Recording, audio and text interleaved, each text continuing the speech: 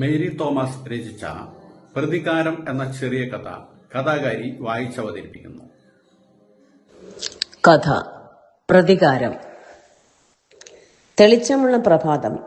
കിഴക്കേമാനം കുങ്കുമം തൊട്ടിരിക്കുന്നു. അടുക്കളയിലേക്ക് ഒളിഞ്ഞും തെളിഞ്ഞും എത്തി നോക്കുന്ന രശ്മികൾ. ജനലരികിൽ മുകളിലേക്ക് പടർന്നു കയറിയ നീല ശംഖുപുഷ്പത്തെ കണി കണ്ടാണ് അടുക്കളയിലേക്ക് എത്തുക. അവളെ കാണുമ്പോൾ അവർ ഒന്നിച്ചു ചിരിച്ച് പ്രഭാത വന്ദനം പറയുകയാണോ എന്ന് തോന്നും. ഇന്നെന്താണ് പൂക്കൾക്ക് ചിരിക്കാനൊരു മടി പോലെ, ഇലകൾക്ക് ചെറിയൊരു വാട്ടം? എന്തോ ഒരു വിഷമം അവരെ പിടികൂടിയിട്ടുണ്ട്. കാണുമ്പോൾ തനിക്കും ഒരു സുഖക്കുറവ്. വേഗം പുറത്തേക്കിറങ്ങി ചെടിക്കരികിലെത്തി. ഒരു നിമിഷം സ്തംഭിച്ചുപോയി. വീണുപോയേക്കുമോ? എത്ര താലോലിച്ചു വളർത്തിയതാണ്. അജി ഉറക്കെ വിളിച്ചു. ചെടിയുടെ കടഭാഗം മുറിച്ചിട്ടിരിക്കുന്നു.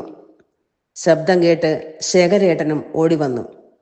ഓ, ഇന്നലെ 2 വകവരുത്തിയതിനാലാവാം, സന്തതി പരമ്പരകൾ ചെയ്തതാകും, ശേഖരേട്ടൻ പറഞ്ഞു. എന്തായാലും ഇങ്ങനെയുണ്ടോ ഒരു പ്രതികാരം?